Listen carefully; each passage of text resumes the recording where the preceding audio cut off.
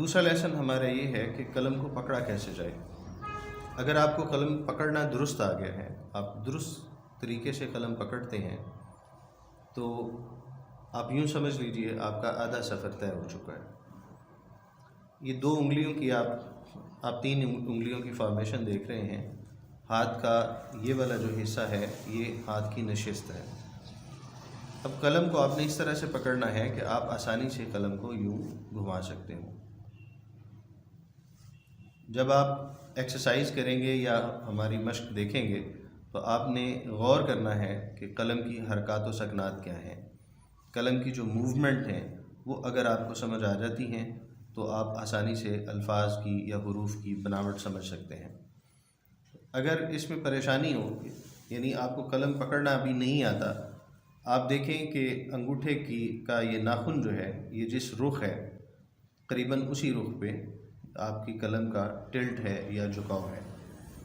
फिर भी आसानी के लिए एक टेक्निक है कि आप ये रिंग ले लें,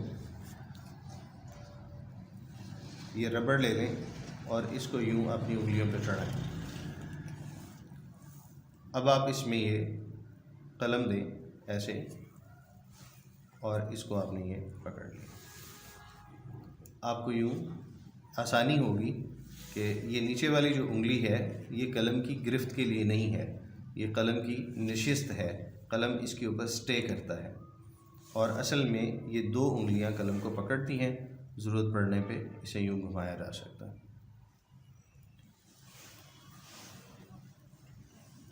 इसके बाद हम सीखेंगे कि मश्क के लिए लाइन कैसे लगाएं।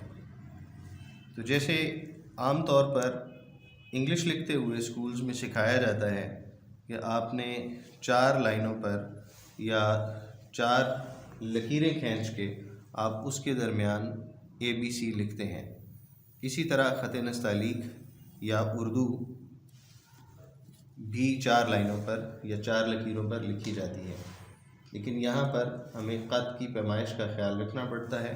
पहले ये समझ लीजिए कि क़द क़ाफ तोइन, क़द, किसी भी कलम की चौड़ाई को क़द कहते हैं। ये इस कलम का क़द है। इसे मोटा होगा या बारीक होगा तो उसे इसका क़द कहा जाएगा। पहली लाइन और दूसरी लाइन का फासला 3 क़द होगा। 3 क़द पे हम निशान लगा लेते हैं। फिर आगे 2 क़द, फिर हम निशान लगा लेते हैं। फिर इससे आगे 3 क़द। एक दफ़ा इसको फिर गौर से देख लीजिए। पहली और दूसरी लाइन का फासला 3 क़द, दूसरी और तीसरी लाइन का फासला 2 क़द, और फिर तीसरी और चौथी लाइन का फासला 3 क़द। अब हम इसी तरह से लाइन ड्रॉ कर लेते हैं।